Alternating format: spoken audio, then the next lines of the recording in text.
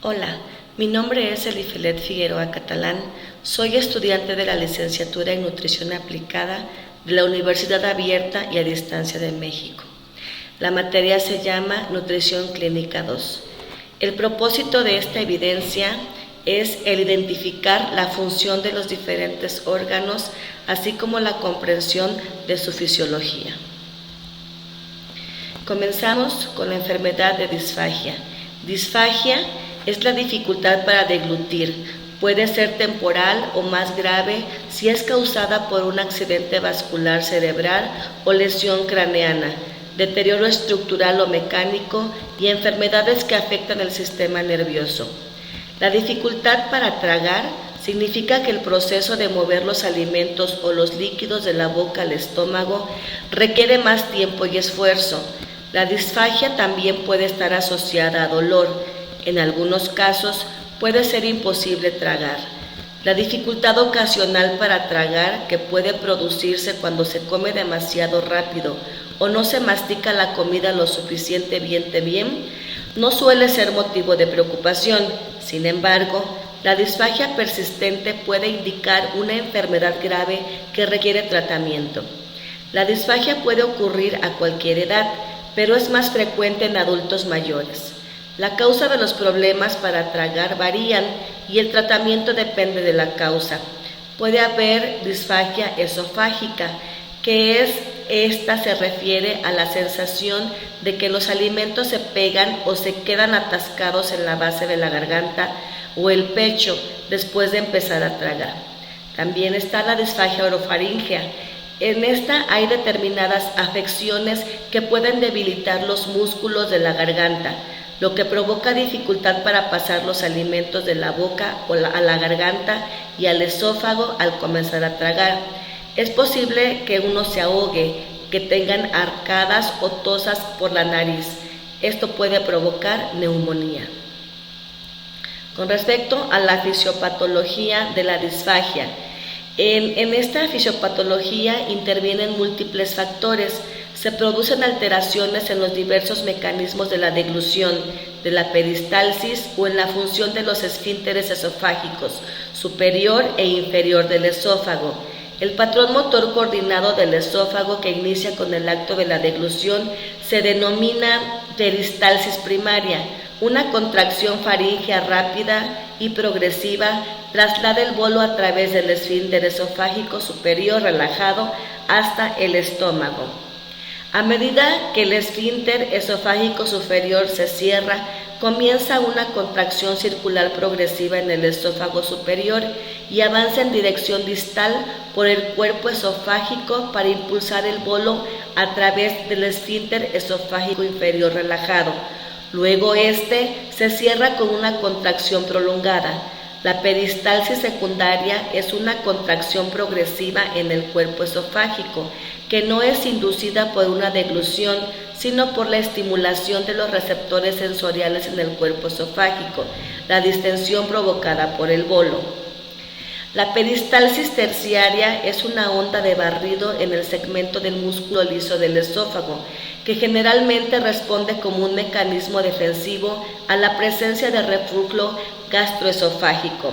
Si estos movimientos contráctiles no se desarrollan ordenadamente o no progresan el bolo alimenticio, se acumula y desciende la luz del esófago, causando el malestar sordo que constituye la disfagia.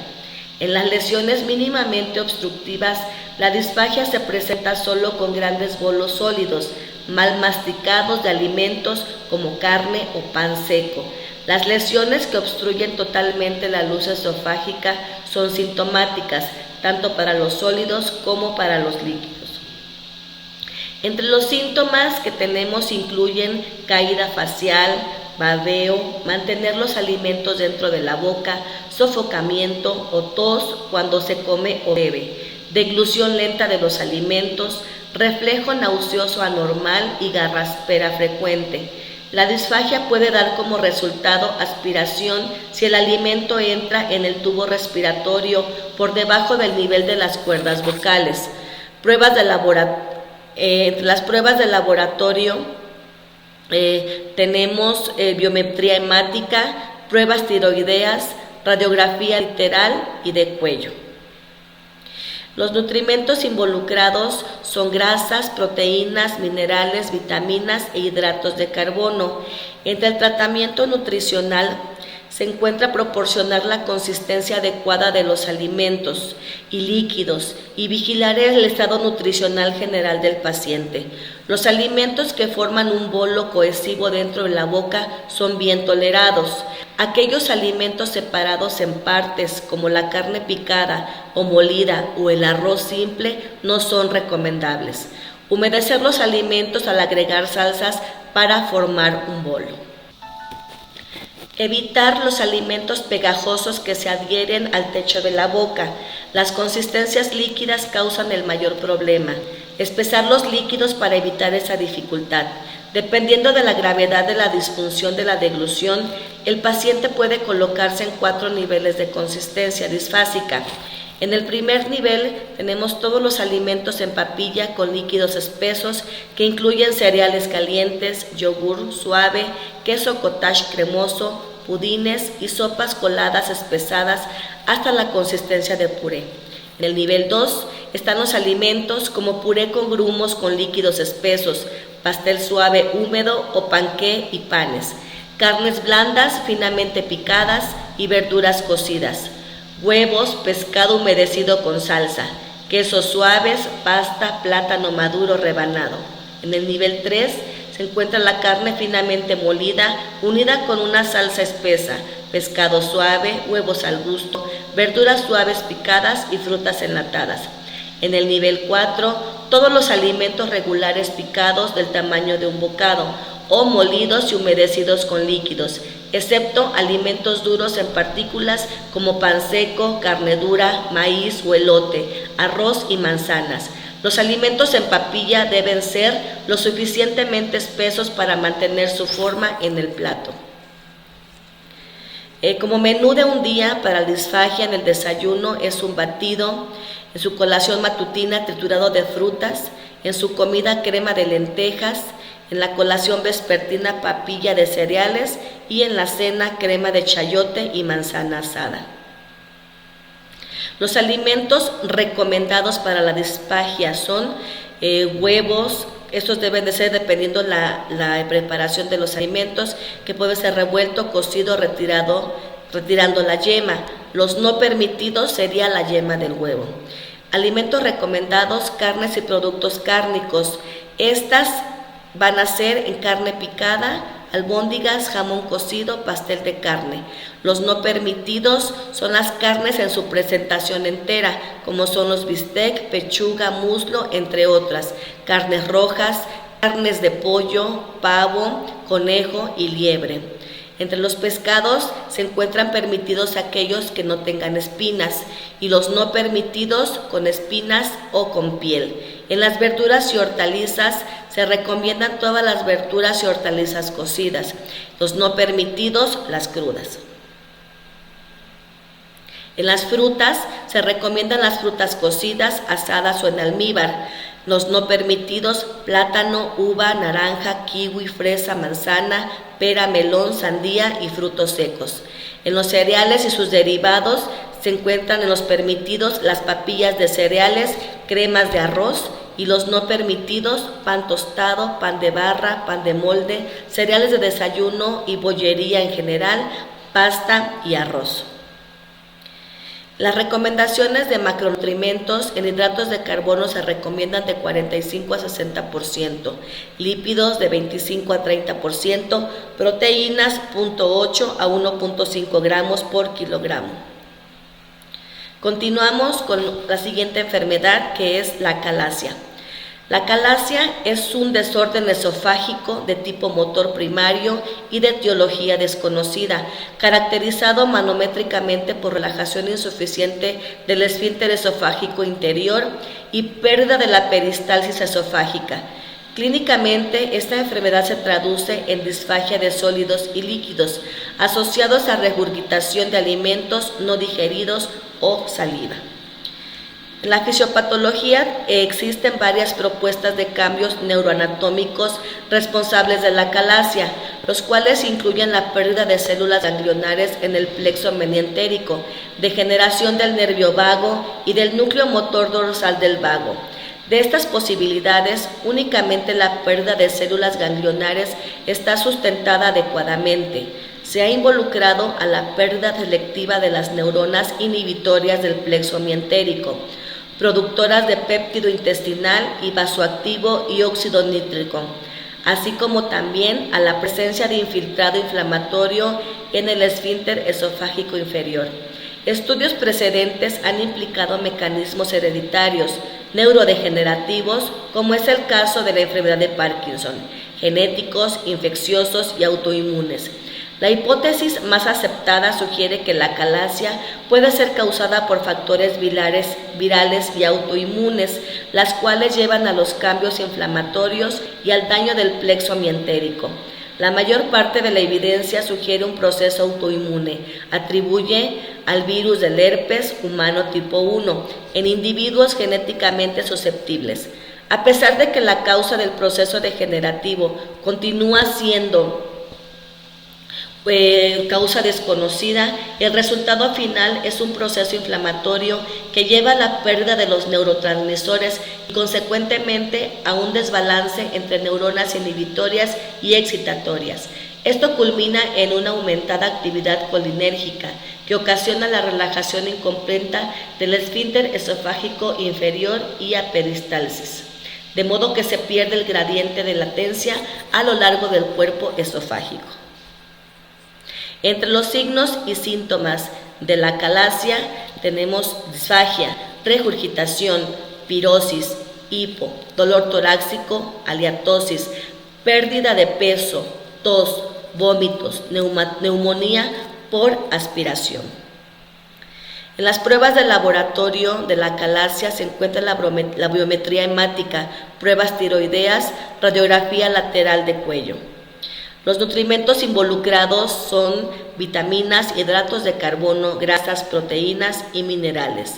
La dieta recomendada para la acalasia es dieta hiperlipídica, que contiene más del 35% del requerimiento total calórico de lípidos. Debe de ser sin irritantes y modificada en su consistencia.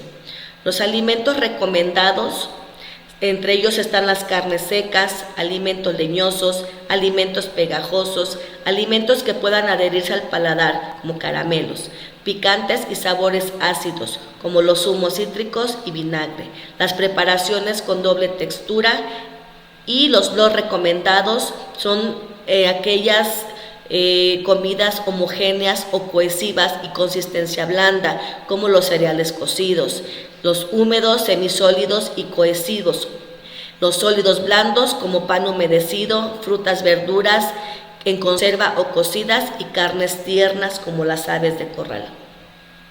En las recomendaciones de micro y macronutrientes se encuentran de hidratos de carbono de 30 a 35 kilocalorías por kilogramo de peso actual, proteínas de 1 a 1.5 gramos por kilogramo de peso, grasas 22 a 25% del valor calórico total y los ácidos grasos saturados al 7%.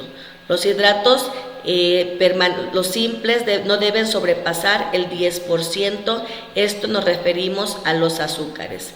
En cuanto a las vitaminas, no es necesaria una suplementación a menos que el paciente lo requiera. Reflujo gastroesofágico. La enfermedad por reflujo gastroesofágico, mejor conocido como ERGE, se produce como consecuencia del reflujo patológico del contenido gástrico al esófago. En la actualidad, constituye una de las entidades nosológicas del aparato digestivo de mayor prevalencia en la población occidental. El término ERGE incluye tanto a pacientes expuestos al riesgo de presentar complicaciones como la esofagitis, como consecuencia del reflujo gastroesofágico, como a pacientes que experimentan un menoscabo significativo de su bienestar, que es la calidad de vida, debido a los síntomas producidos por el reflujo. En cuanto a la fisiopatología, permite afirmar que su patogenia es multifactorial, aceptándose que la ERGE sería el resultado del desequilibrio entre factores defensivos y factores agresivos. Al nivel de la mucosa esofágica.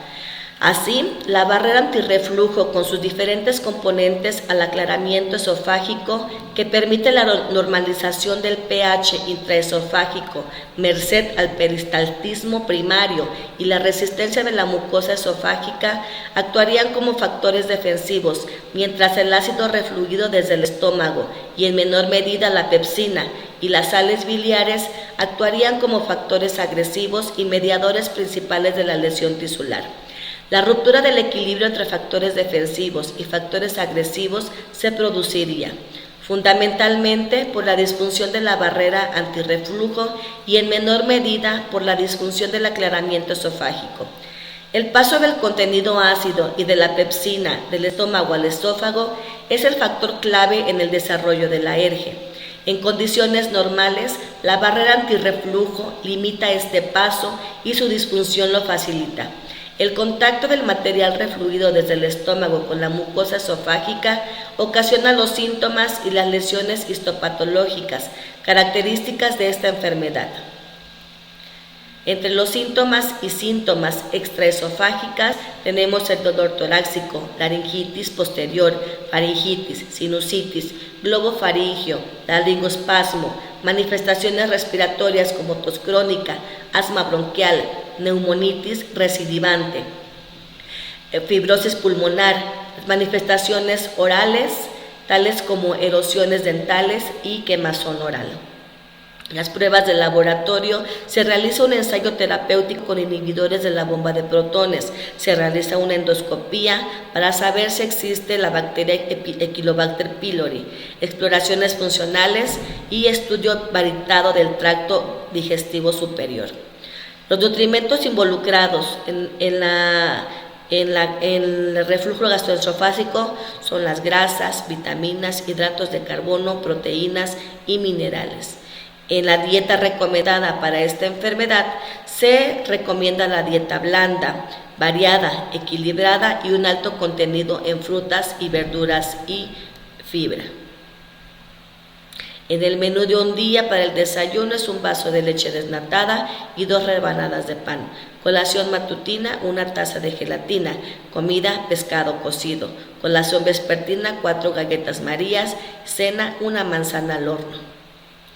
Entre los alimentos recomendados tenemos frutas y vegetales, carnes bajas en grasa, como es el pollo y el pavo sin piel, lácteos y sus derivados, estos deben de ser desnatados, las grasas buenas provenientes del aceite de oliva y las semillas. En los no recomendados tenemos las grasas y preparaciones que las contengan, como carnes rojas, salchichas, mortadela, todo lo que viene en alimentos embutidos. No está recomendado el café, té negro, té verde, y incluyendo las bebidas achocolatadas. No se recomiendan las bebidas alcohólicas, bebidas gasificadas, las mentas y productos con sabor a menta. En las recomendaciones de micro y macronutrimentos, de hidratos de carbono de 50 a 55% del total de la energía. Debe de ser hiperproteica de 15 a 20%, grasas 25 a 30%. Se recomiendan las vitaminas A, C, D y E y complejo B.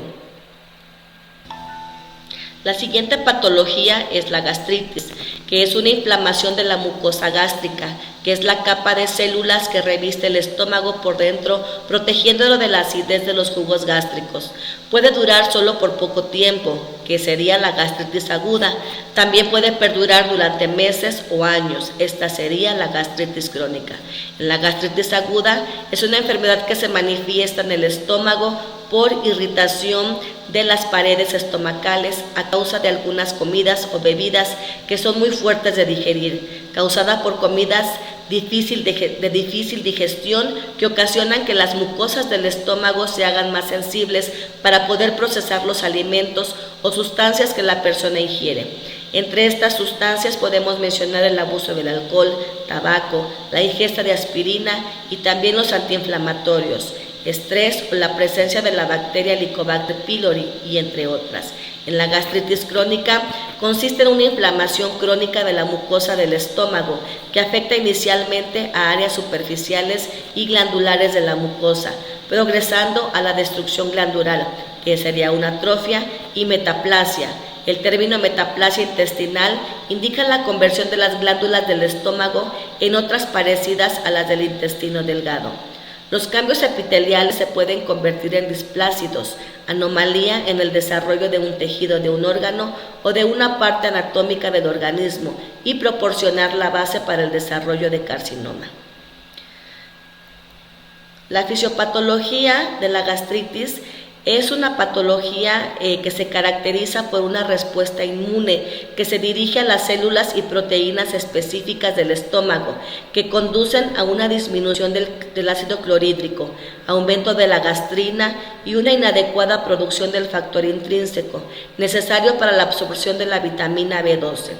Como consecuencia, en la secreción del estómago, las sustancias esenciales tales como el ácido clorhídrico y el factor intrínseco están reducidas y conducen a daños colaterales, como la anemia megaloblástica y una mala absorción del hierro que termina en la aparición de una anemia ferropénica.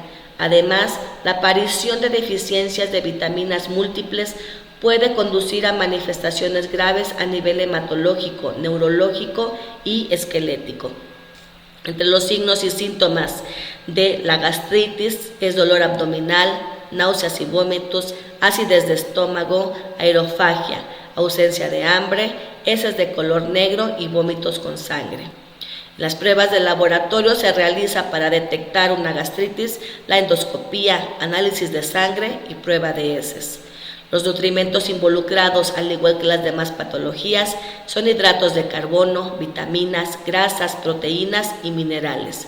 Se recomienda un tipo de dieta blanda y se restringen por la patología irritantes, estimulantes como la cafeína, alimentos con alto contenido en grasas y bebidas ácidas. Los alimentos recomendados para la gastritis es pasta, arroz, pan blanco, verduras cocidas y sin piel. Estos alimentos deben estar preparados a la plancha, hervidos o al vapor. Los no recomendados son verduras crudas como el ajo, cebolla, tomate, pepino, pimiento y productos integrales. Las especies y condimentos se utilizarán con prudencia según la tolerancia del paciente. En las recomendaciones de macronutrimentos, la distribución de proteínas es de 10 a 15%, grasas de 25 a 30%, carbohidratos de 55 a 65%. Continuamos con la siguiente patología, que es la úlcera gástrica. Estas úlceras pépticas son llagas abiertas que se desarrollan en el revestimiento interno del estómago y en la parte superior del intestino delgado. El síntoma más frecuente de una úlcera péptica es el dolor de estómago. Entre las úlceras pépticas se incluyen las siguientes, que son úlceras gástricas, que ocurren en el interior del estómago, y las úlceras duodenales, que ocurren en el interior de la parte superior del intestino delgado, que es el duodeno. En la fisiopatología, las úlceras gástricas se producen cuando el ácido del tracto digestivo carcome la superficie interna del estómago o el intestino delgado. El ácido puede crear una llaga abierta dolorosa que puede sangrar. El tracto digestivo está revestido por una capa mucosa que normalmente lo protege del ácido, pero si la cantidad de ácido aumenta o la cantidad de moco se reduce, puede tener una úlcera. Entre las causas frecuentes se incluyen las siguientes, que puede ser una bacteria. Por ejemplo, el Helicobacter pylori frecuentemente viven en la capa mucosa que cubre y protege los tejidos que recubren el estómago y el intestino delgado. También el uso habitual de determinados analgésicos, como por ejemplo, tomar aspirina, otros analgésicos de venta libre y con receta, llamados medicamentos antiinflamatorios no esteroides. Las úlceras pépticas son más frecuentes en adultos mayores que toman estos analgésicos con frecuencia o en personas que usan los medicamentos para la artrosis. Entre los signos y síntomas de la úlcera péptica tenemos dolor abdominal, dolor en forma de ardor, náuseas, vómito, dolor de cabeza, sangrados en la pared del estómago. Las pruebas del laboratorio que se utilizan para esta patología son cultivo y biopsia de tejido gástrico, examen de ácido estomacal, examen de sangre para gastrina, examen de sangre para Helicobacter pylori, examen coprológico y prueba de sangre oculta en heces. Los nutrimentos involucrados en esta patología son el zinc, calcio y cobre. El tipo de dieta recomendada es reducir y suprimir agentes estimulantes, realizar comidas regulares, masticar bien los alimentos, comer despacio, perder peso en caso de que el paciente presente sobrepeso u obesidad, evitar los alimentos gasógenos, no llevar prendas muy ajustadas y suspender o vigilar los antiinflamatorios. Los alimentos recomendados para la úlcera gástrica son papa, arroz, pan, fécula de almidón que protege la mucosa. La leche y el yogur deben de ser en pequeñas cantidades.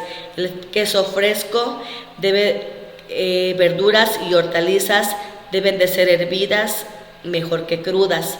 La fruta no ácida, después de las comidas tomar medio vaso de zumo de naranja natural como fuente de vitamina C. Los no recomendados son legumbres y pastas poco de difícil digestión, leche, nata y quesos grasos, verduras con mucha fibra, conservas, frutas ácidas, carne roja y embutidos, los fritos y las papas. En las recomendaciones de micro y macronutrientes de hidratos de carbono se recomienda de 45 a 60%, lípidos 25 a 30%, proteínas 0.8 a 1.5 gramos por kilogramo. Esto es todo de mi evidencia.